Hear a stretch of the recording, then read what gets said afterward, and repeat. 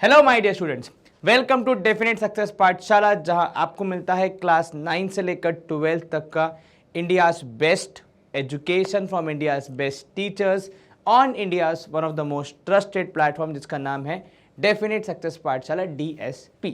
आज के सेशन में मैं आपका मैथ्स मेंटर राहुल यहां पे कर रहा हूं आपका चैप्टर 6 स्टार्ट, जिसका नाम है ट्रायंगल्स। ऑब्वियस सी बात है, अगर हमने 6 चैप्टर स्टार्ट किया है तो मतलब हमारे फर्स्ट 5 चैप्टर्स फिनिश हो चुके हैं। अगर आपने इनमें से कोई भी चैप्टर या कोई भी सेशन मिस किया है तो डिस्क्रिप्शन बॉक्स में आपको प्लेलिस्ट की लिंक मिल जाएगी, वहां से आप सारे लेक्चर्स को देख सकते हैं इन अ प्रॉपर अरेंज मैनर। सारे चैप्टर्स को हमने कवर किया है अब तक, फर्स्ट से लेकर 5th तक। और आज हम शुरू करने वाले हैं chapter number 6, which would be concentrating on an important topic of similarity। तो इस चैप्टर में हमारा जो पूरा ध्यान रहेगा वो, वैसे चैप्टर का नाम तो ट्रायंगल्स है, लेकिन जो टॉपिक हम यहाँ पढ़ेंगे, जो कॉन्सेप्ट हम यहाँ लर्न करेंगे वो होगा सिमिलैरिटी का। ठीक है, और उसी को शुरू करने के लिए हम सबसे पहले बेसिक्स में कवर करेंगे कि सिमिलर फिगर्स का आइडिया क्या होता है, मतलब ये कॉन्सेप्ट क्या होता है। एंड देन फिर हम आगे बढ़ेंगे एक्सरसाइज 6.1 की तरफ। ये जो टॉपिक है सिमिलैरिटी का, ये थोड़ा थोड़ा कह सकते हो आपकी अपना रिलेवेंस रखता है टॉपिक ऑफ कॉन्ग्रुवेंस से, जो कि आप क्लास 9th में पढ़ चुके हैं। तो यहाँ पे कॉन्ग्रुवेंस से एक लेवल ऊपर आप उठते हो और आप बात करते हो सिमिलर फिगर्स की। ठीक है, अब ये जो वर्ड है सिमिलर अंग्रेजी का, इसको अगर मैं सेंटेंस में यूज करूं तो बहुत जगह आपको समझ में आएगा कि मैं किस लिहाज से बात करूं। जैसे फॉर एग्जाम्पल, आपके फैमिली में जब भी आप किसी फैमिली फंक्शन में जाते हैं और वहां किसी रिलेटिव से बहुत दिनों बाद मिलते हैं, तो वो आपसे अक्सर ये कहते हैं कि आप बिल्कुल अपने पिताजी या माताजी की तरह दिखते हैं। बात होती है कि नहीं होती ऐसी वाली? अगर इसी हिंदी के सेंटेंस को मैं इंग्लिश में ट्रांसलेट करूं तो दे माइट बी सेइंग, मतलब वो जो पेरेंट्स के रिलेटिव हैं हमारे, वो ऐसा कहते हुए पाए जाएंगे कि you look similar to your parents. ठीक है, ठीक वैसे अगर मैं आपको रियल कुछ अगर पब्लिक लाइफ से एग्जांपल दूं, तो अगर आपने शाहरुख खान साहब और उनके जो बेटा बेटी हैं उनको अगर देखा होगा, तो आप जब उनको देखते हैं और कंपेयर करते हैं तो कहीं ना कहीं आपके मुंह से निकल ही जाता होगा कि ये तो बिल्कुल शाहरुख खान जैसे लग रहे हैं। ठीक है, तो वहां पे जब आप बोलते हो जैसे लग रहे हैं, जब हम बात करते हैं सिमिलर लग रहे हैं, अगर मैं इंग्लिश का वर्ड यूज करूं तो सिमिलर लग रहे हैं, तो वहां पे मैं ये क्यों नहीं बोलता मैथमेटिक्स के हिसाब से कि इक्वल लग रहे हैं, क्योंकि बहुत चीजों में अलग हैं। वो दोनों की उम्र अलग अलग है। अगर मैं शाहरुख खान की बेटी और शाहरुख खान की बात करूं तो जेंडर भी अलग अलग है, लेकिन फिर भी हम एक वर्ड यूज करते हैं कि सिमिलर लग रहे हैं। ठीक है, या जैसे मान लीजिए अगर कोई फैंसी ड्रेस कंपटीशन होगा और आपने कोई ड्रेस चूज करी है, तो आप उस पर्टिकुलर व्यक्ति, उस पर्टिकुलर कॉन्सेप्ट के सिमिलर रखते हैं, हूबहू वो नहीं बन जाते आप, है ना।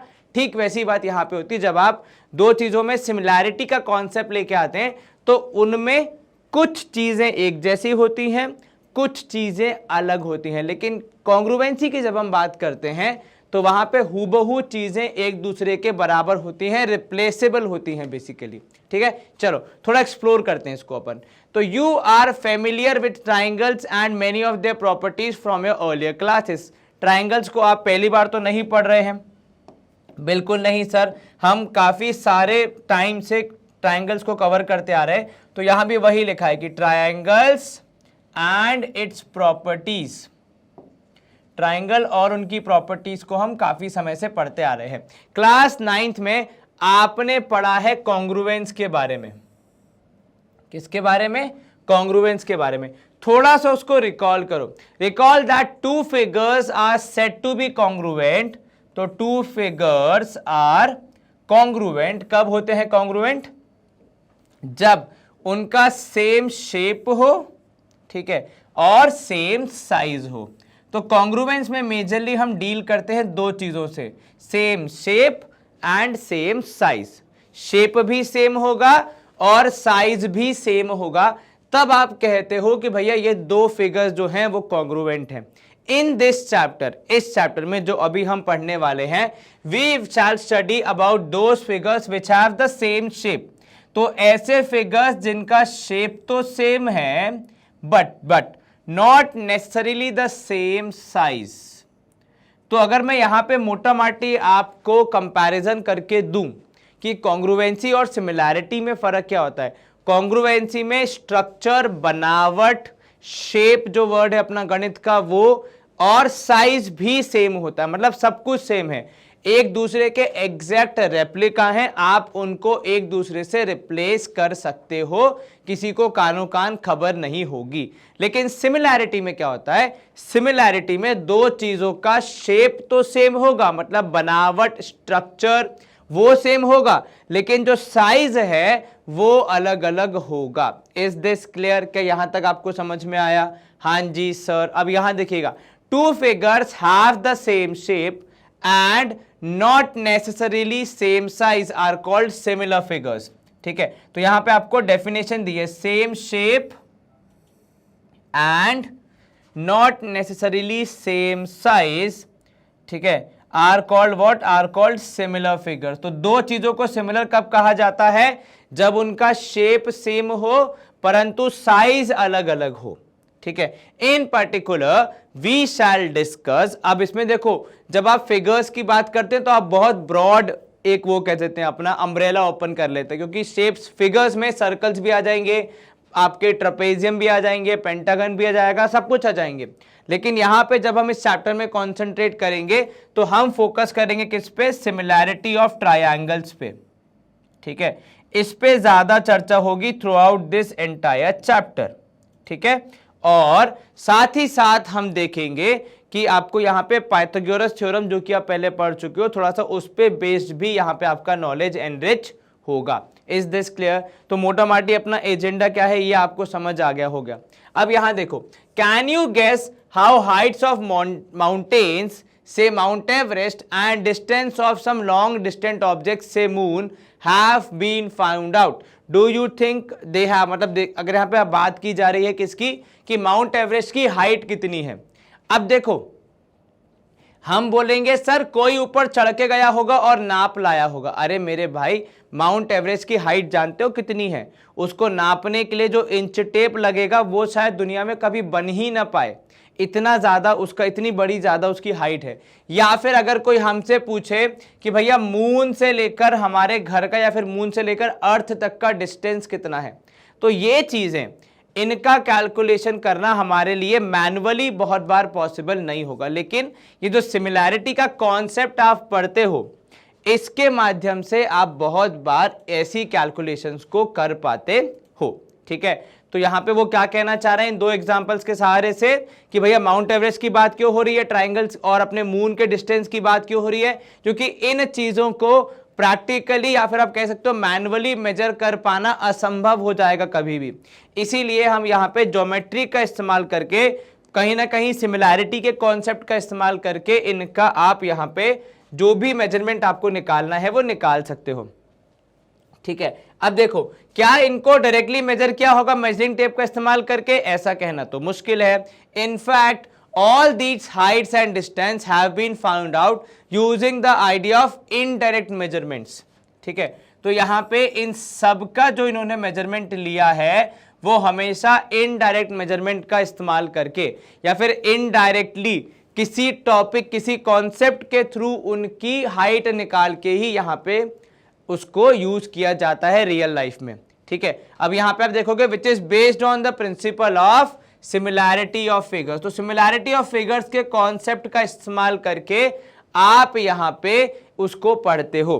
ठीक है, जैसा कि आप यहां पे देखोगे जो भी एग्जांपल्स हमारे पास आएंगे, भी जो क्वेश्चंस आएंगे, उसमें आपको ये ज्यादा अच्छे से देखने को मिलेगा, और साथ ही साथ ये आपको ट्रिग्नोमेट्री में भी देखने को मिलता है। ठीक है, चलिए अब यहां बात समझिएगा। In class 9 you have seen that all circles with the same radii are congruent। ठीक है, सारे सर्कल्स जिनका रेडियस सेम है, सेम रेडियस है, वो क्या होते हैं? वो होते हैं कॉन्ग्रुएंट। ठीक है, फिर सारे स्क्वायर्स जिनकी सेम साइड है, वो भी क्या होते हैं? उसमें भी कहीं ना कहीं आप कहते हो कि वो भी होते हैं कॉन्ग्रुएंट। ठीक है, तो ये आपने जो दो एग्जाम्पल देखे अभी तक सर्कल के और स्क्वायर के, उनके डायमेंशन अगर इक्वल हैं, सेम हैं, तो फिर वो कॉन्ग्रुएंट की कैटेगरी में आ जाते हैं। सिमिलरली सारे इक्विलैटरल ट्रायंगल जो हैं, सारे इक्विलैटरल ट्रायंगल जो हैं जिनकी साइड की लेंथ बराबर है, सेम है, वो भी आपस में कॉन्ग्रुएंट होते हैं। ठीक है, अब यहां पे आप थोड़ा सा उसी टॉपिक को थोड़ा और ब्रॉड वे में सोचो, तो अगर आपके पास दो या उससे ज्यादा सर्कल्स हैं, मान लीजिए यहां पे चित्र भी दिया हुआ है, आर दे कॉन्ग्रुएंट। यहां पे देखो इन चित्रों में जो आपको सर्कल दिए गए हैं, क्या हम इनको कॉन्ग्रुएंट बोल सकते हैं? किसको सर? ये तो यहां पे चित्र में दिए गए, देखो इस वाले को, ये जो अंदर इसके दिया है छोटा वाला, क्या उससे कॉन्ग्रुएंट कहा जा सकता है? Is it possible to say that these are congruent? नहीं सर, दोनों का रेडियस तो अलग अलग है, तो इनको हम कॉन्ग्रुएंट तो नहीं कह सकते। इनफैक्ट अगर मैं इनको इन दोनों से भी कंपेयर करूं तो भी ये जो चार सर्कल मुझे दिख रहे हैं as a part of first figure, ये पहला सर्कल, ये दूसरा, ये तीसरा, ये चौथा, इन चारों का रेडियस अलग अलग है। ठीक है, इनका रेडियस अलग अलग है, they do not have the same radius, इसीलिए दे आर नॉट कॉन्ग्रुएंट। ठीक है, इन सब का रेडियस अलग अलग है, इसलिए इनको कॉन्ग्रुएंट नहीं कहा जा सकता है। ठीक है, ये बात बिल्कुल ठीक है। अब अगर मैं ऐसे ही देखूं आगे कि most note that some are congruent and some are not. ठीक है, but all of them have the same shape. तो अगर आप ऐसे मेजर करोगे तो हो सकता है कि भैया पहला वाला तीसरे वाले के कॉन्ग्रुएंट हो। ठीक है, या फिर आप कह सकते हो कि चौथा वाला पहले वाले के कॉन्ग्रुएंट हो। अभी मुझे उसका मेजरमेंट करना पड़ेगा, तब मैं ये बात बोल पाऊंगा। पर अभी जितनी इंफॉर्मेशन मेरे पास है, चारों कुल मिला के कॉन्ग्रुएंट तो नहीं है। ठीक है, प्रोबेबली हो सकता है फर्स्ट एंड थर्ड हो, पर बाकी तो कोई नहीं है। ठीक है, लेकिन जो यहां पे गौर करने वाली बात है वो ये कि इनका शेप तो सेम ही है। मतलब अगर मैं यहां पे कंपेयर करूं तो जो मैं देख सकता हूं ये सबके सब बिलोंग तो किसको करते हैं भाई? सर्कल फैमिली को ही करते हैं। तो इनका अगर शेप देखा जाए, बनावट, स्ट्रक्चर, मूलभूत ढांचा देखा जाए तो वो सेम है। तो शेप इनका सेम है। तो इस लिहाज से अब अगर मैं जितना सिमिलैरिटी के कॉन्सेप्ट को समझ पाया हूं, तो दो फिगर्स जिनका शेप सेम हो, भले ही साइज अलग अलग हो, उनको हम सिमिलर की कैटेगरी में रखते हैं। तो यहां पे ये सारे सर्कल्स आपस में क्या हो जाएंगे? सिमिलर हो जाएंगे, ऐसा मैं बोल सकता हूं। ठीक बात है भैया, बिल्कुल बोल सकते हैं, काहे नहीं बोल सकते हैं। ठीक है, चलिए, तो इनको हम क्या बोल सकते हैं? सिमिलर बोल सकते हैं। टू सिमिलर फिगर्स, यहां पे फिर एक बार देखो, आपकी यहां पे परिभाषा क्या हो रही है? डिफाइन हो रही है कि similar figures have the same shape but not necessarily the same size. ठीक है, सिमिलर फिगर्स का शेप सेम होता है, साइज सेम नहीं होता। और इस लिहाज से अगर मैं कहना चाहूं तो एक कंक्लूजन में ये निकाल सकता हूं कि all circles are similar to each other. ठीक है, व्हाट अबाउट टू और मोर स्क्वायर्स? ठीक है, और इक्विलैटरल ट्राइंगल। सिमिलरली अगर आप स्क्वायर्स की बात करें, ठीक है, अगर आप इक्विलैटरल ट्राइंगल की बात करें तो क्या वो भी सिमिलर होंगे? एक बार अगर आप चित्र में यहां पे देखें, यहां आपको देखो अलग अलग टाइप के स्क्वायर्स दिए हैं। क्या ये सारे आपस में कॉन्ग्रुएंट हैं? Not sure. पर हां, क्या ये आपस में सिमिलर होंगे? बिल्कुल होंगे सर, क्योंकि इनकी बनावट, इनका स्ट्रक्चर, इनका ढांचा, आप कह सकते हो इनका स्केलेटन, मूलभूत आधार बिल्कुल सेम है। इसीलिए इनको हम क्या कहेंगे? इनको हम कहेंगे सिमिलर। तो यहां पे जैसा कि आपने सर्कल्स के केस में ऑब्जर्व किया, वैसे ही आप स्क्वायर्स के केस में भी बोल सकते हो कि all squares are similar and all equilateral triangles are similar. अच्छा, एक बात नोटिस करी, यहां पे हमने जब लिखा तो हमने सर्कल्स की बात करी। ठीक है, हमने किस किस की बात करी भैया? तो हमने सर्कल्स की बात करी। यस, हमने और किसकी बात करी? तो भैया हमने यहां पे स्क्वायर्स की भी बात करी, राइट। और हमने यहां पे बात करी ट्राइंगल्स की। कौन से ट्राइंगल्स की? तो इक्विलैटरल ट्राइंगल की, है ना। सबकी बात करी हमने, लेकिन हमने रेक्टेंगल की बात नहीं करी। ट्राइंगल्स में भी हमने केवल इक्विलैटरल की बात करी, बाकी किसी की बात करी नहीं। तो यहां पे हम धीरे धीरे एक अंडरस्टैंडिंग डेवलप करने की कोशिश कर रहे हैं कि जब आप कहते हो कि शेप सेम होगा, तो उसमें ये मतलब नहीं है कि जो वर्ड आप यूज करते हो शेप को डिफाइन करने के लिए वही होना चाहिए। मतलब फॉर एग्जाम्पल जो बात यहां मैं कहना चाह रहा हूं वो कुछ इस प्रकार है कि देखो जरा, अगर मैं ऐसे सोचूं तो ये भी रेक्टेंगल है और ये भी रेक्टेंगल है। अब क्या इन दोनों को अगर मैं देखूं तो मैं इनको सिमिलर बोल पाऊंगा?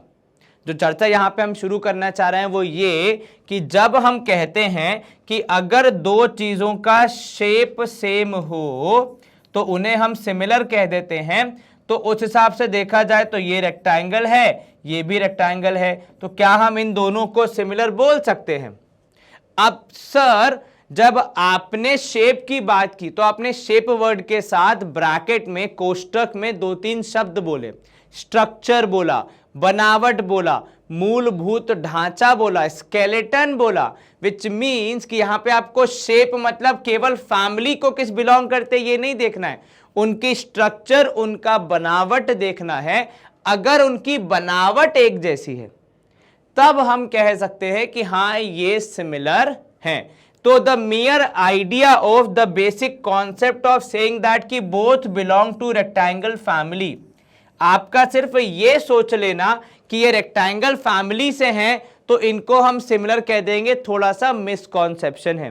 तो जब हम शेप वर्ड की बात करते हैं हम वहां पे जो चीजें नहीं कहते हैं पर प्रैक्टिस करते हैं वो शब्द कौन से हैं कि उसका स्ट्रक्चर कैसा है, ठीक है, स्ट्रक्चर कैसा है, और अगर मैं वर्ड्स में पुट करूं तो बनावट कैसी है, ठीक है, ये शब्द है ना, उसका मूलभूत ढांचा कैसा है, इन शब्दों की बात होती है, ठीक है।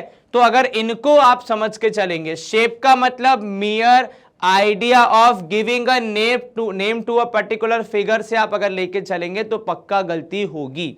सिमिलर में यहां पे आप कहते हैं कि भैया आपको सिर्फ ये नहीं कहना है कि रेक्टेंगल रेक्टेंगल है तो सिमिलर हो जाएगा ना, उनका स्ट्रक्चर, उनकी बनावट, इस पे हमारा ध्यान रहता है। इसलिए जब भी आप यहां पे सिमिलर फिगर्स की बात करते हैं तो यहां पे आपको यही लर्न करना होता है कि क्या आइडिया है एग्जैक्टली, ठीक है। अब यहां देखो क्या लिखा है, from the above we can say that all congruent figures are similar. ये एक इंपॉर्टेंट स्टेटमेंट है जो कि बहुत बार कहा जाता है कि सारे जो आपके कॉन्ग्रुएंट फिगर्स होते हैं वो हमेशा सिमिलर होते हैं, जो कि अगर वो कॉन्ग्रुएंट हैं और उनमें सब कुछ एग्जैक्टली बराबर है, रिप्लेसेबल है एक दूसरे के लिए, तो फिर उनमें सिमिलैरिटी तो होगी ना, तभी तो वो आ पाए हैं इस लेवल तक।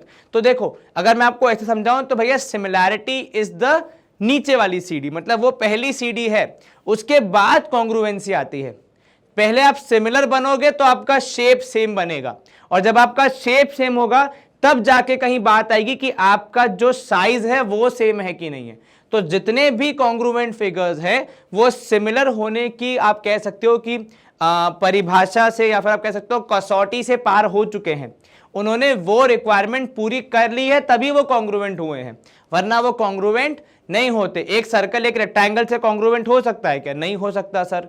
अगर वो जब भी आप कॉन्ग्रुएंसी पढ़ते हो या कॉन्ग्रुएंसी साबित करते हो तो कहीं ना कहीं आप इनडायरेक्टली उनकी सिमिलैरिटी पे बात कर चुके होते हो, ठीक है। इसीलिए जब भी आप कॉन्ग्रुएंट फिगर्स की बात करते हो तो फिर आप हमेशा ये कहते हो कि सारे कॉन्ग्रुएंट फिगर्स सिमिलर होते हैं। उसका आइडिया बहुत सिंपल है कि अगर आप सिमिलर हैं, आपका शेप सेम है, तब जाके कहीं साइज के बराबर होने की बात हो पाएगी, वरना तो नहीं हो पाएगा, है ना।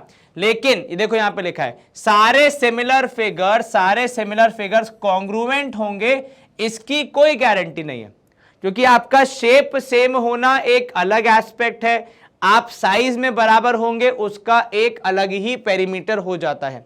तो it is the next step, ठीक है।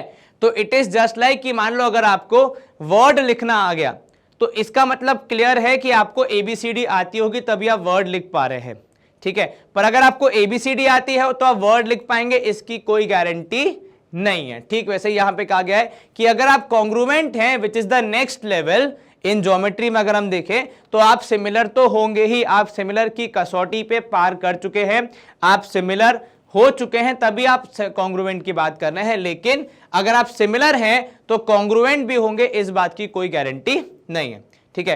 Can a circle and a square भी सिमिलर, देखो जो मैं एग्जांपल दे रहा था, can a triangle and a square भी सिमिलर, नहीं। तो ये क्वेश्चंस आप मतलब सोचोगे भी नहीं और जवाब दे दोगे कि नहीं भैया कभी सर्कल और स्क्वायर सिमिलर हो ही नहीं सकते, ठीक है। These questions can be answered by just looking at the figures, देखने की भी जरूरत नहीं है, वो बात सुन के ही आपके मन में आ गया कुछ कि ए भैया का मतलब कुछ क्या करके आए हो, मतलब आपको यही नहीं पता चल रहा है कि सर्कल और स्क्वायर सिमिलर होंगे कि नहीं होंगे, पूछने लायक ही नहीं है ये सवाल, है कि नहीं। Even evidently these figures are not similar because उनका स्ट्रक्चर, उनका बनावट, उनका ढांचा, उनका शेप अलग है, ठीक है ना, इसीलिए उनको आप सिमिलर नहीं कह सकते, ठीक है। कल को कोई इंसान आके आपसे बोल दे कि मैंने एक सर्कल बनाया जिसका रेडियस है 4 सेंटीमीटर और मैंने एक स्क्वायर बनाया जिसकी साइड है 4 सेंटीमीटर, तो वो आपसे बोलेगा देखो ना दोनों का जो मेजरमेंट लिया मैंने वो तो 4 ही है, लेकिन भैया वो शेप ही अलग है, उसकी बनावट अलग है, स्ट्रक्चर अलग है, उसकी प्रॉपर्टीज अलग है, तो वो सिमिलर कैसे हो जाएंगे, even if you take the same dimension same measurement, ठीक है। चलिए what can you say about two quadrilaterals, अब देखो बहुत ब्रॉड कर दिया इस डिस्कशन को, अगर आप दो क्वाड्रिलैटरल की बात करेंगे तो क्या वो सिमिलर होंगे, देखो यहां पे चित्र भी दिया गया है एक, क्या इनको देख के हम बोल सकते हैं कि ये सिमिलर हैं, ठीक है।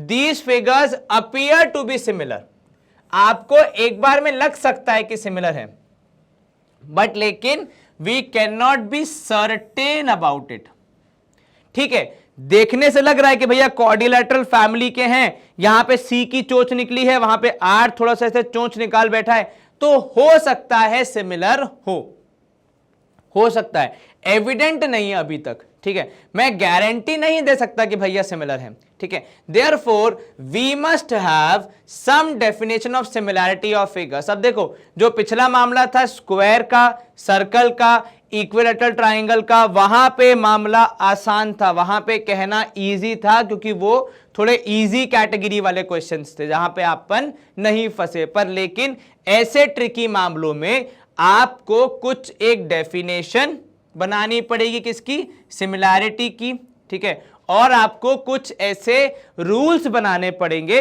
कि दो फिगर्स सिमिलर्स हैं कि नहीं है, ठीक है, और नॉट, ठीक है। ये इंपॉर्टेंट बात है हम यहां पे सीखे कि भैया मियरली शेप सेम होने से, शेप इन सेंस जो नाम दिया गया है उस फिगर को वो सेम होने से आप ये गारंटी नहीं दे सकते कि वो सिमिलर होंगे, और इनफैक्ट इवन दो उनका स्ट्रक्चर बनावट एक जैसी दिखे तब भी हम गारंटी नहीं दे सकते कि वो सिमिलर होंगे। आपको अगर याद हो हम बचपन से किताबों में बहुत बार ऐसे पजल सॉल्व करते आए जिसमें आपको 2 इमेज दिए होंगे और आपको 10 डिफरेंस निकालने होते, याद आया। तो जब आप वो 10 डिफरेंस निकालते हो तो क्या प्रथम दृष्टया देख के आपको लगता है कि इन दोनों फिगर्स में कुछ अलग अलग होगा, या हम कहीं से भी 10 डिफरेंस निकाल पाएंगे, नहीं लगता है। हम जब बहुत बारीकी से देखते हैं तब हमें डिफरेंस मिलना स्टार्ट होते हैं, और बहुत बार तो हम सारे डिफरेंसेस ढूंढ भी नहीं पाते हैं। तो mere the primary vision of a particular thing of two particular figures cannot help us decide कि whether these two figures are similar or not। तो केवल एक बार में देख के हम बोल दें कि दो फिगर सिमिलर होंगे या नहीं, ये हर बार मुमकिन नहीं होगा। सर्कल के केस में, स्क्वायर के केस में, इक्विलैटरल ट्राइंगल के केस में वो मुमकिन हो गया तो हमने बोल दिया, लेकिन बाकी सबके लिए हमें कुछ रूल्स बनाने पड़ेंगे। You will at once say that the two photographs of the same monument, Taj monument, ठीक है। तो यहां पे जो ये 3 फोटो है ये तीनों है तो ताजमहल की, लेकिन अलग अलग साइज में है, बिल्कुल ठीक बात है भैया। ये थोड़ी बड़ी फोटो है, ये उससे छोटी और ये सबसे छोटी। Would you say that these 3 photographs are similar? क्या आप बोलोगे कि ये तीनों फोटोग्राफ सिमिलर हैं? क्या आप ऐसा एंड कंक्लूजन निकाल सकते हो? तो आप बोलोगे हाँ सर, जितना हम देख और समझ पा रहे हैं ये सिमिलर तो है, ठीक है, अनटिल और अनलेस आप इसमें कुछ ट्विस्ट एंड टर्न ला दो। तो देखो you can say that the above 2 photographs of the same size of the same person, one at the age of 10 years and the other age of 40 years। अब यहां पे देखो क्या बात हो रही है, क्या बोलोगे आप, किसके बारे में? 2 फोटोग्राफ हैं, ठीक है, जिनका साइज तो सेम है, लेकिन एक है 10 साल वाले व्यक्ति की, 10 साल का कोई बच्चा है, व्यक्ति क्या बच्चा ही बोलना चाहिए हमको तो आइडियली। तो एक है 10 साल के एक बच्चे की, और दूसरी जो है 10 ईयर्स का एक कोई विद्यार्थी है, कोई बच्चा है, और दूसरी है किसी ऐसे व्यक्ति की जिसकी उम्र है 40 साल। ठीक है भैया, क्या ये दोनों फोटोग्राफ सिमिलर होंगे? ठीक है, तो यहां पे आप देखो कि भैया कहने को तो ये दोनों सेम साइज के हो सकते हैं, क्योंकि आपने कहा भी है ऊपर कि दो फोटोग्राफ है सेम साइज के। मान लो पासपोर्ट साइज फोटो है तो वो एक स्टैंडर्ड मेजरमेंट है, तो उस साइज के हो सकते हैं, लेकिन क्या वो सेम शेप में है? नहीं भैया, मतलब देखा जाए तो वो रेक्टेंगल ही है, लेकिन यहाँ पे शेप की इन सेंस जो व्यक्ति है अंदर उसकी बात हो रही है। तो क्या वो 10 साल का बच्चा और एक 40 साल का व्यक्ति सेम होंगे? नहीं होंगे। तो यहां पे आप क्या कहोगे कि no they are not similar. इतना क्लियर है? तो यहां पे जब उन्होंने शेप की बात की तो बनावट की बात की, स्ट्रक्चर की बात की, किसके? वो जो व्यक्ति है जो कि इस फोटो के अंदर है। साइज अगर आप देखोगे तो आपको सेम ही लगेगा, क्योंकि वो दोनों पासपोर्ट साइज एग्जांपल फोटो हैं, तो वो साइज सेम होगा, लेकिन उनका स्ट्रक्चर बनावट अलग अलग है, तो उनको हम शायद यहां पे सिमिलर की कैटेगरी में ना रखें। ठीक है, what does the photographer do when she prints photographs of different sizes from the same negative? अब देखो, ऐसा होता है कि जब आप कोई फोटो क्लिक करवाते हैं तो कैमरा में वो रिकॉर्ड हो जाती है।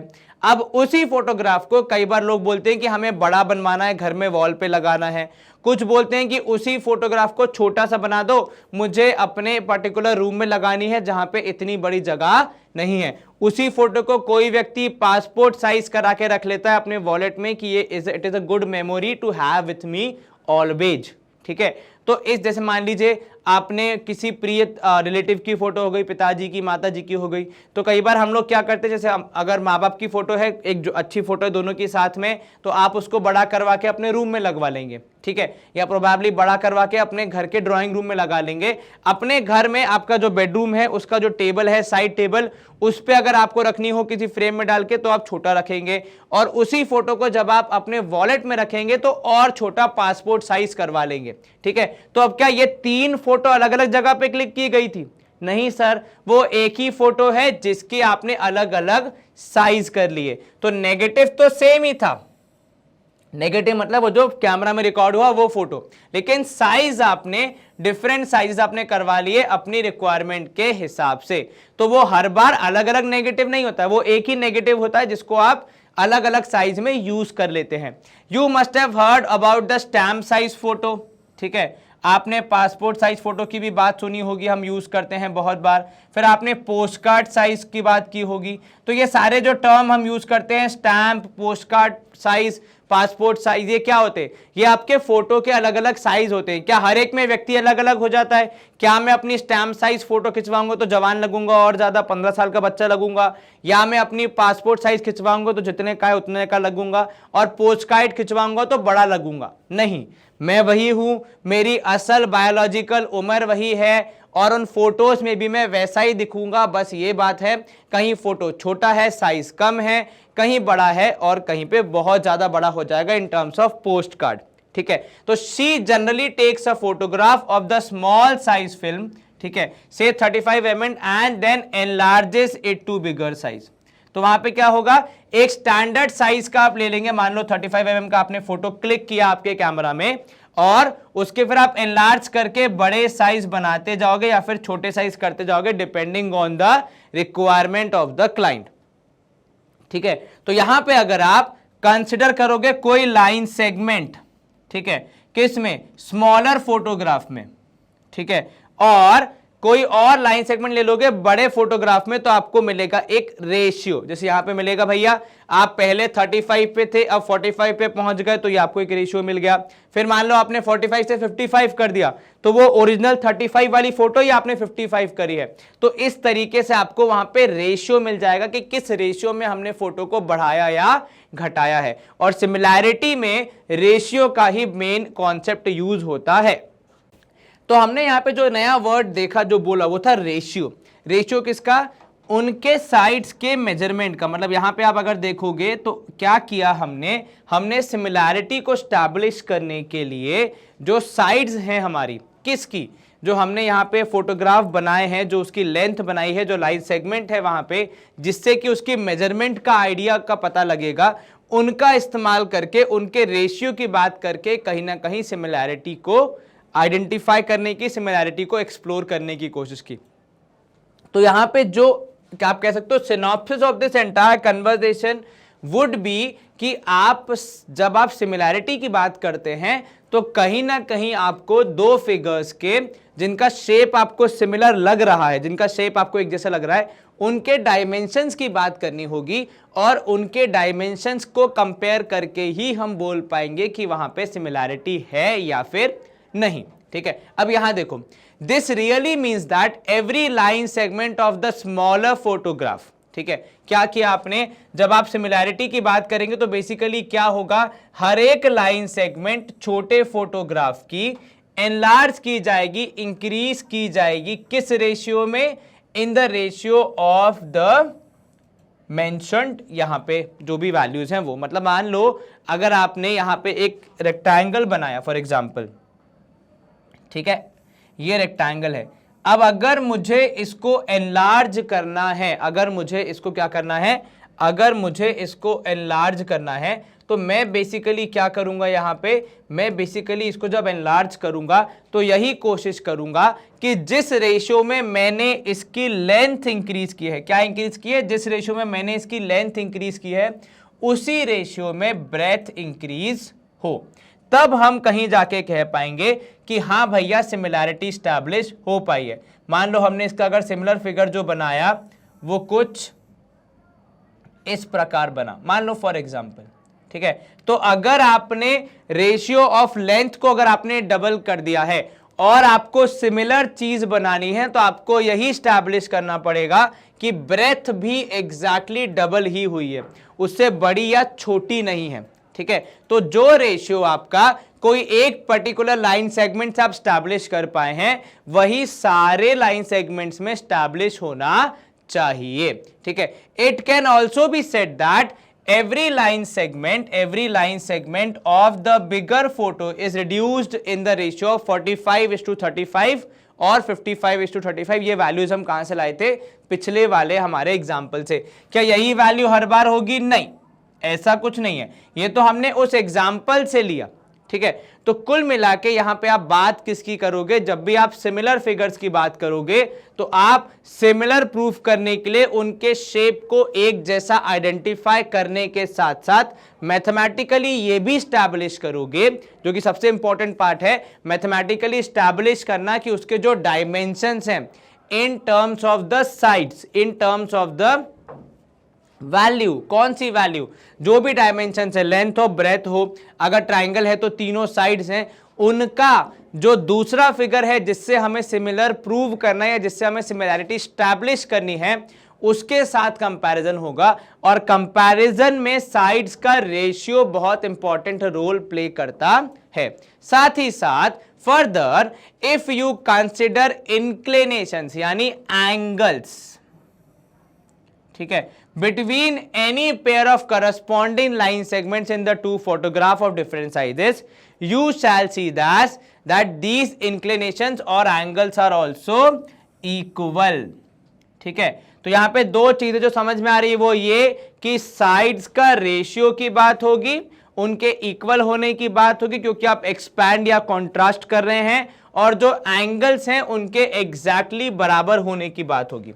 ठीक है, this is the essence of similarity of two figures and in particular of two polygons we can say that. तो पूरा अगर हम इसको मैं समराइज करूं तो कुल मिला के जो बात कुछ ये है कि देखो भैया, polygons of two polygons of same number of sides are similar if, आप कब कहते हो भैया सिमिलर होंगे पॉलीगॉन्स, जब if their corresponding angles are equal and corresponding sides का रेशियो बराबर हो, सेम रेशियो और प्रोपोर्शन। ठीक है, तो कुल मिला के यहां पे अंडरस्टैंडिंग क्या डेवलप हुई कि अगर आप दो चीजों को सिमिलर प्रूफ करना चाह रहे हैं, except the cases of circles, squares and equilateral triangles, अगर आप उनके बियॉन्ड थोड़ा मैथमेटिकली एक्सप्लोर करना चाह रहे हैं सिमिलैरिटी को, तो आपके जो दो मेन आइडियाज हैं जिनके थ्रू आप सिमिलैरिटी को एक्सप्लोर कर सकते हो बिटवीन टू फिगर्स, उसमें ये आ जाता है कि एक तो उनके एंगल्स बराबर होने चाहिए, क्योंकि अगर एंगल चेंज हो जाएगा तो वो स्ट्रक्चर ढांचा अलग अलग हो जाएगा। फॉर एग्जाम्पल अगर मैं यहां पे आपको दिखाऊं तो देखो ये एक ट्राइंगल है, ठीक है, क्या नाम है इसका? सर इसको आमतौर पे हम राइट एंगल ट्राइंगल के नाम से जानते हैं, ठीक है। ये दूसरा ट्राइंगल है, इसका क्या नाम है? सर इसको हम आमतौर पे आप कह सकते हो इक्विलैटरल ट्राइंगल, या फिर अगर मानना ही है तो हम इसको कह सकते हैं कि अपना है कौन सा वाला, जिसमें आइसोसेलेस ट्राइंगल है मान लो, ठीक है। तो अब अगर मैं यहां पे नाम देखूं शेप का, तो भैया ये भी ट्राइंगल है, ये भी ट्राइंगल है कि नहीं? बिल्कुल ठीक सर। तो क्या नाम सेम होने से, क्या शेप सेम होने से दोनों सिमिलर हो गए? नहीं सर। अगर आप यहां पे जब भी शेप की बात करते तो वहां पे जो बेसिक आइडिया है वो है स्ट्रक्चर, बनावट, ढांचा, उन सब के सेम होने की, और यहां पे वो सब बिल्कुल अलग हैं, तो इनके सिमिलर होने के चांसेस नहीं है। पर चलो ये तो विजुअली दिख रहा है कि ये सिमिलर नहीं है, बट अगर मेरे पास सिर्फ डायमेंशंस हो तो फिर मैं कैसे चेक करूंगा? तो फिर सर जो बनावट होती है, जो स्ट्रक्चर होता है, वो डिसाइड होता है कि एंगल्स कौन से हैं, ठीक है। तो क्योंकि इसके एंगल्स और जो दूसरा ट्राइंगल है उसके एंगल्स इक्वल नहीं है, इसलिए हम यहां पे बोलेंगे इनका स्ट्रक्चर, इनका ढांचा, इनका शेप अलग है। नाम ट्राइंगल होने से शेप सेम नहीं हो जाता, दोनों वो तो एक बहुत ब्रॉड वाला वर्ड हो गया ट्राइंगल। ट्राइंगल के अंदर भी हमने कितने टाइप ऑफ ट्राइंगल देखे, राइट? तो नाम सेम होने से यहां पे और स्पेसिफिक नाम अगर आप देखोगे वो अलग अलग है, जिससे कि ये समझ में आ रहा है कि ये सिमिलर नहीं होंगे। तो चलो एक ऐसा केस भी ले लेते हैं जहां पे कि आइसोसेलेस तो ये भी है और आइसोसेलेस तो ये भी है, ठीक है। तो फिर आप क्या करोगे? सर क्या फिर केवल आप एंगल से जज करोगे? नहीं, आप एंगल्स के साथ साथ रेशियो ऑफ द साइड्स से भी जज करोगे, ठीक है। आप दोनों चीजों को साथ में लेके चलोगे, क्या कि उनके एंगल सेम है कि नहीं है, ठीक है, यानी करस्पॉन्डिंग एंगल्स उसके 3 एंगल दूसरे ट्राइंगल के 3 एंगल के बराबर है कि नहीं है, जिससे आपका स्ट्रक्चर, बनावट सेम है कि नहीं, थोड़ा ये समझ में आया। और जब आप साइड्स का रेशियो लेके चलते हो तो साइड्स के रेशियो में भी भैया बाकी चीजें जो आपकी साइड्स हैं वो एक तरीके से या एक लेवल पे बढ़ रही हैं नहीं, वो भी आपको स्टैब्लिश करना पड़ता है, तब जाके कहीं आप सिमिलैरिटी की बात कर पाते हो, ठीक है। जैसे for example right angle triangle में ऐसा हो सकता है कि एंगल्स बराबर हो लेकिन साइड्स का रेशियो अलग अलग हो, तो उस केस में क्या हो जाएगा? उस केस में फिर आप नहीं बोल पाओगे कि भैया यहां पे दोनों ट्राइंगल्स सिमिलर हैं। ये क्लियर है जी सर? अगर मैं यहां पे आपको एक और एग्जांपल दूं, फॉर एग्जांपल अगर आपको एग्जांपल दिया जाए रेक्टेंगल्स का, ठीक है, रेक्टेंगल्स जो होते हैं उन पे जरा अगर आप सोचोगे तो भैया रेक्टेंगल्स तो सारे सेम एंगल के साथ होते हैं, सबके सारे एंगल 90-90 होते हैं, तो क्या अकेले एंगल्स के सहारे हम सिमिलैरिटी स्टैब्लिश कर पाएंगे? नहीं। जैसे ये रेक्टेंगल हो गया और ये रेक्टेंगल हो गया, दोनों को अगर मैं देखूं तो भैया दोनों का एंगल तो सारे बराबर है, तो क्या करस्पॉन्डिंग एंगल बराबर होने से अकेले आपका सिमिलैरिटी स्टैब्लिश हो रहा है? नहीं हो रहा है सर, क्योंकि एंगल सेम होने से बनावट सेम होगी इसकी कोई गारंटी नहीं है, बल्कि साइज का, आपके जो लेंथ और ब्रेथ है उसका भी बहुत इंपॉर्टेंट रोल होता है, ठीक है। तो प्रोबेबली यहां पे आपको जो समझना है वो ये कि जब भी आप दो पॉलीगॉन्स की बात करेंगे तो उनके एंगल करस्पॉन्डिंग बराबर होने चाहिए और साथ ही साथ उनके साइड्स का रेशियो भी सेम होना चाहिए, जिसकी वजह से सिमिलैरिटी स्टैब्लिश हो पाती है। इसीलिए इन दोनों पॉइंट्स का यहां पे बहुत इंपॉर्टेंट रोल है, जिसकी मदद से आप इजीली कर पाते हो चीजों को, ठीक है। तो यहां पे आपको जब भी सिमिलैरिटी पढ़ना है तो हमेशा ध्यान रखना है कि अकेले एंगल बराबर होने से नहीं होता, आपको साइड्स का रेशियो भी इवैल्यूएट करना पड़ता है, ठीक है। अरे ये क्या हो गया? चलो ठीक है, क्लियर हो गया यहां पे बात, कोई दिक्कत तो नहीं, जरा से भी नहीं था। चलो बहुत बढ़िया। अब हम यहां पे देख लेते हैं, कंडीशंस आपको दोनों समझ में आ गई? बिल्कुल सर। अब यहां समझना, note that the same ratio of corresponding side is referred as the scale factor, ठीक है, और of for the polygons. You must have read that world maps में आप देखोगे और ब्लूप्रिंट्स में क्या होता है, किसी भी बिल्डिंग के प्रिपरेशन में आपको कहीं ना कहीं स्केल फैक्टर दिखता है, ठीक है। कौन दिखता है भैया, स्केल फैक्टर दिखता है, ठीक है। अब सर ये स्केल फैक्टर का क्या रोल है, तो यहां पे देखो स्केल फैक्टर जो होता है ना वो क्या करता है, जैसे आपको अगर मैप पे दिखता है कि भैया 1 सेंटीमीटर इक्वल्स टू 10,000 किलोमीटर, तो वहां पे आपने जब मैप कंस्ट्रक्ट किया होगा तो उसको आपने उसी रेशियो में कम किया होगा, वो जो ओरिजिनल हमारा साइज था अर्थ का उसको आपने उसी रेशियो में कम किया होगा ताकि आप उसको इजीली दर्शा पाए, ठीक है। ये क्लियर होगा, यहां तक कोई दिक्कत जरा से भी नहीं सर, ठीक है। और आप इसी तरीके से सारी चीजों को ऑब्जर्व करते हो तो कहीं ना कहीं वहां पे भी सिमिलैरिटी वाला रोल आ जाता है कि भैया जो हमारा मान लो इंडिया है, ठीक है। अब इंडिया का रियल साइज तो बहुत बड़ा है लेकिन मैप पे आप देखते हो वो एकदम छोटे से कागज में आ जाता है, कैसे आ जाता है, तो वहां पे भी कहीं ना कहीं उसको सिमिलर एक डिजाइन लेके उसको छोटा किया जाता है ताकि आप इजीली और एग्जैक्ट ही उसको रिप्रेजेंट कर पाए, ठीक है। अब यहां समझना, in order to understand similarity of two figures more clearly let us perform this following activity। तो एक एक्टिविटी है जो कि आप कर सकते हैं जिससे आपको सिमिलैरिटी का आइडिया लग जाएगा। तो बात कुछ ऐसी है, place a lighted bulb at the top at a point O on the ceiling. आपने एक लाइट बल्ब लगा दिया, उसके बाद आपने क्या किया, डायरेक्टली इन द क्लासरूम में आपने लाइट लगा दी, उसके बाद एक पॉलीगॉन कट किया जिसको आपने यहाँ पे क्वाड्रिलेटरल ABCD नाम दे दिया। Form a plain cardboard and place the cardboard parallel to the ground between the light bulb and the table. Then the shadow of ABCD is cast on the table.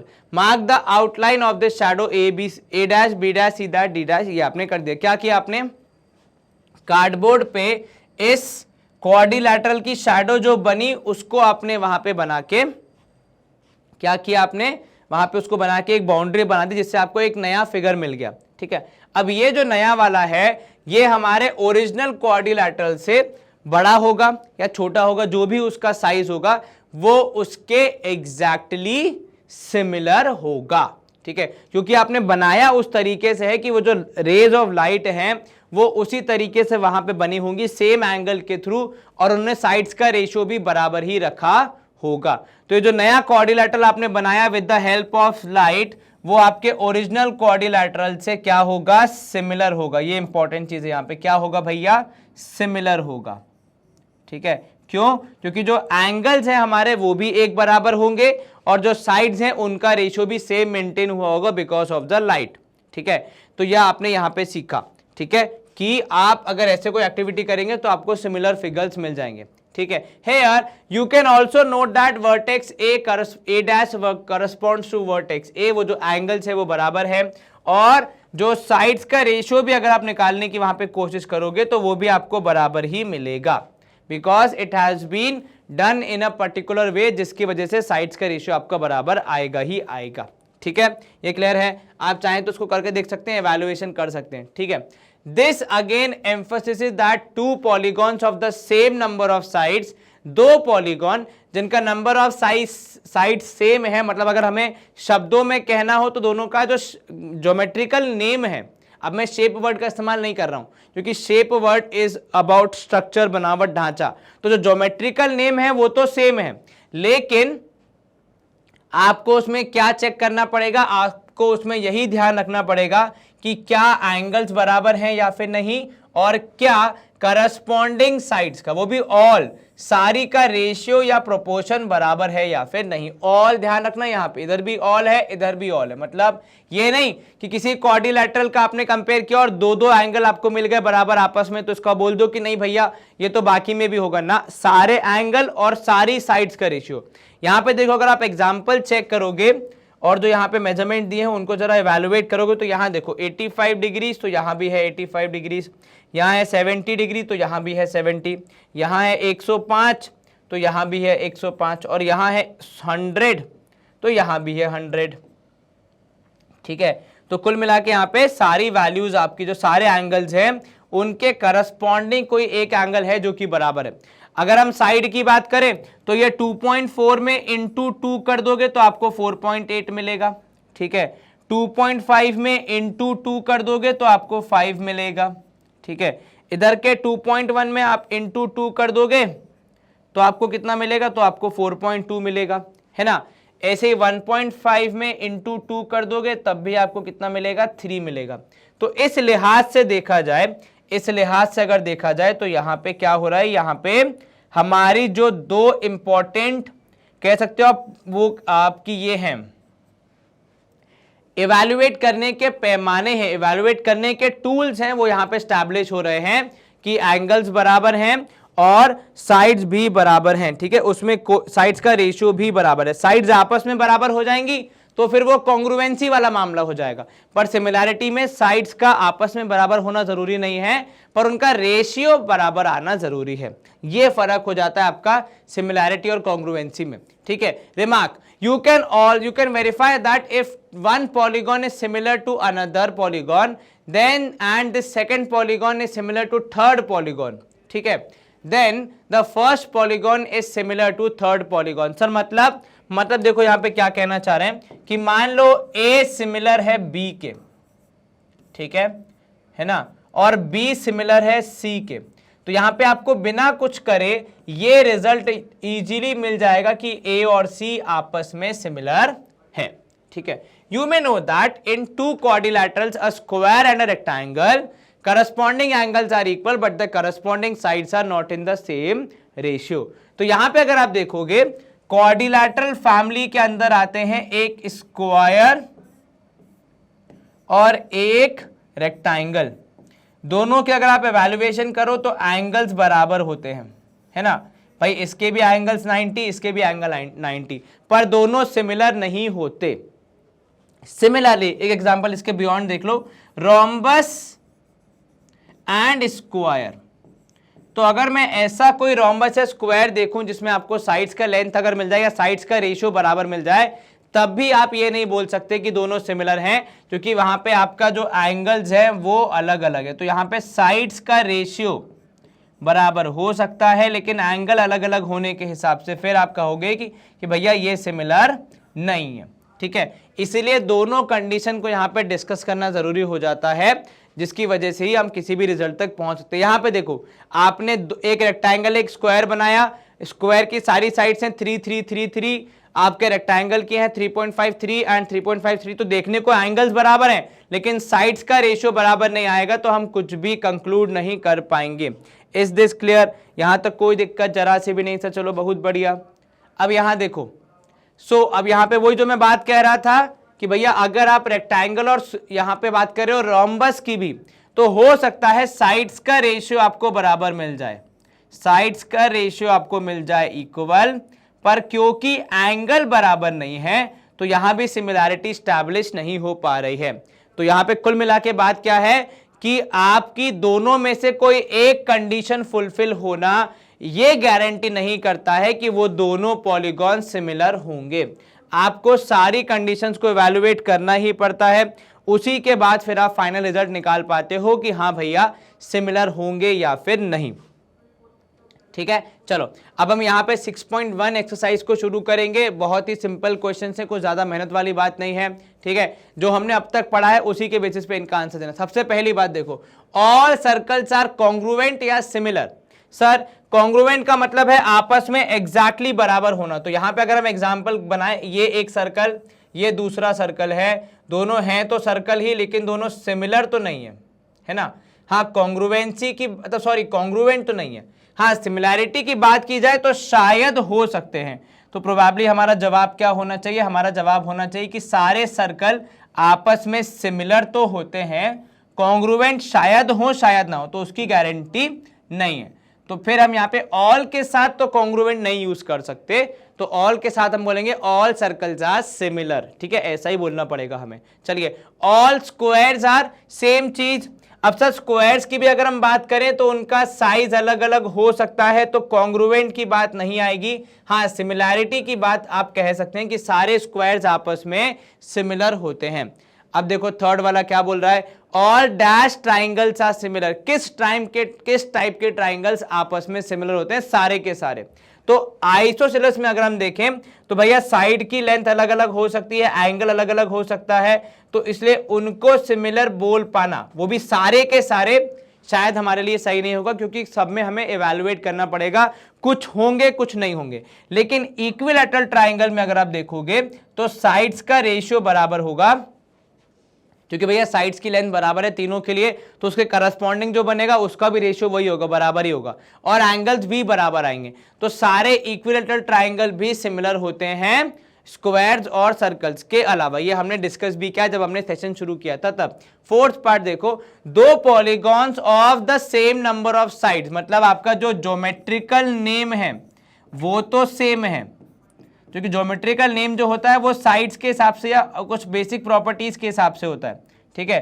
तो आपने यहाँ पे क्या बोला भैया, geometrical name तो आपका same है, लेकिन क्या आप सिमिलर होगे या कब सिमिलर होगे, इफ पहला वाला their corresponding angles are dash.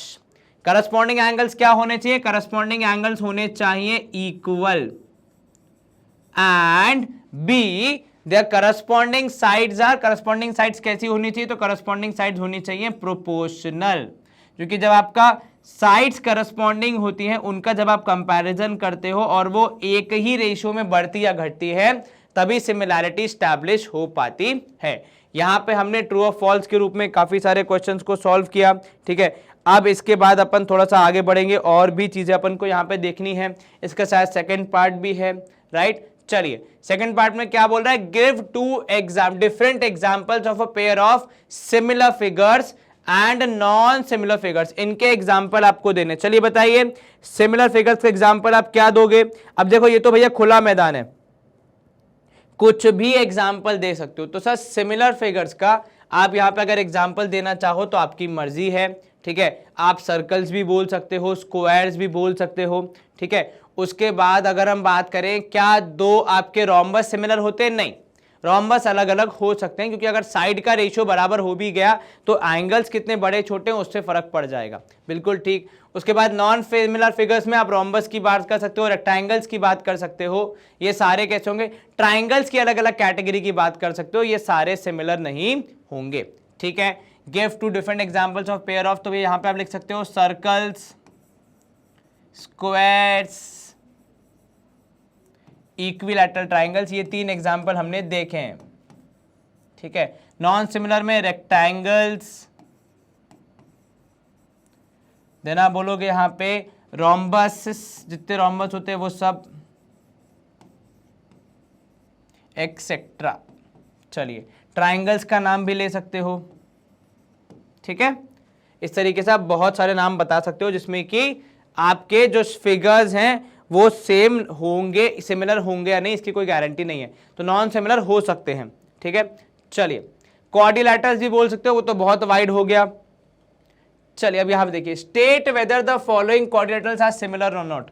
तो यहां चित्र में हमें क्वाड्रिलैटरल्स दिए गए हैं, ये सिमिलर हैं कि नहीं ये हमें बताना है, ठीक है। तो यहां पे अगर मैं कंपेयर करूं और यहां पे अगर मैं सॉल्व करने की कोशिश करूं तो रेशियो ऑफ साइड जो है वो इक्वल है, ratio of corresponding pairs of sides, corresponding pairs of sides is equal. कितना होगा, तो देखो अगर आप यहां पे कंपेयर करोगे तो रेशियो आपका आ रहा है 1.5 से 3 यानी 1:2 सबका, सारी साइड्स का। बट यहां पे क्या है, but corresponding angles are not equal, but corresponding angles are not equal, इसलिए इनको हम सिमिलर नहीं करेंगे, corresponding angles are not equal. तो एक कंडीशन पूरी हुई, दूसरी नहीं हुई, इसीलिए यहां पे इनको सिमिलर बोल पाना हमारे लिए मुश्किल है, और हम यहां पे बोलेंगे कि no they are not similar, they are not similar, NOT not similar. चलिए गुड टू गो, यहां तक आपने इजीली कर लिया। थर्ड क्वेश्चन था, कुछ ज्यादा मेहनत करनी थी, ना प्रूफ करना था ना कुछ करना था, बस आपको सिंपली यहां पे अपने दिमाग का इस्तेमाल करके बताना था कि ये सिमिलर है कि नहीं है। हमने कंपेयर किया तो साइड्स का रेशियो बराबर आया, लेकिन एंगल्स अलग अलग थे तो इनको सिमिलर हम नहीं बोल पाए, अफसोस। चलिए यहां पे होता है हमारा पहला एक्सरसाइज समाप्त इस 6th चैप्टर का, और ये इंडिया का मोस्ट ट्रस्टेड प्लेटफॉर्म जो कि क्लास 9 to 12 आपको प्रोवाइड कराता है, बेस्ट क्वालिटी एजुकेशन, बिकॉज आप अगर देखेंगे तो हमारे जो फीचर्स हैं, हमारा जो way of delivering our services है वो बहुत ही यूनिक है, क्योंकि हम आपको ऑनलाइन लेक्चर्स प्रोवाइड कराते हैं, लाइव क्लासेस प्रोवाइड कराते हैं, डीपीपी शीट्स देते हैं और साथ में सॉल्यूशंस भी प्रोवाइड कराते हैं, ताकि आप जल्दी से उन समस्याओं का समाधान सीख के आगे बढ़ सकें, नए क्वेश्चंस को प्रैक्टिस कर सके। Then hand written notes and study material भी आपको प्रोवाइड कराया जाता है, क्योंकि हम चाहते हैं कि आपकी ओवरऑल ग्रोथ हो और आप अच्छे से अपने एग्जामिनेशंस में अच्छे स्कोर अचीव कर पाएं, बिना किसी ज़्यादा टेंशन के या फिर बिना किसी ज़्यादा आप कह सकते हो कि ओवरलोडिंग के। आप हमसे अगर जुड़ना चाहते हैं तो उसके 2-3 आसान रास्ते। सबसे पहला, हमारा एक टेलीग्राम चैनल है जिसको आप ज्वाइन करके हर नई अपडेट को अपने पास तक पहुंचा सकते हैं, मतलब हर नई अपडेट से रूबरू हो सकते हैं और उसी हिसाब से फिर अपने आगे प्लान ऑफ एक्शन डिसाइड कर सकते हैं। देन हमारा यहाँ पे आपको फ़ोन नंबर दिया गया है, WhatsApp as well as landline number, इनके थ्रू आप डेफिनेट सक्सेस को कॉन्टैक्ट कर सकते हैं और अपनी क्वेरीज या फिर अपने जो भी आपको वार्तालाप करना है वो कर सकते हैं। ठीक है, कृपया करके परेशान मत करना लोगों को, क्या है बहुत सारा काम होता है, आपको भी समझ में आता होगा। देन हमारे इस सेशन को लाइक करना, इस लेक्चर को शेयर करना एंड चैनल को सब्सक्राइब करना मत भूलना। ये छोटे छोटे आपके कॉन्ट्रीब्यूशंस हमें हमारे बड़े विजन तक पहुंचने में बहुत सपोर्ट करते हैं। It's all your small contributions that would make this channel a real success, है ना। तो अपना ध्यान रखें, अच्छे से पढ़ाई करें एंड यस, माँ बाप की सेवा करें, फ्रेंड्स एंड फैमिली को सपोर्ट करें। All the best for the exams, क्योंकि आजकल हर हफ्ते होते रहते हैं। अगले सेशन में अपन कुछ नया टॉपिक पढ़ेंगे, उसको देखना मत भूलना। Bye bye, see you soon, take care.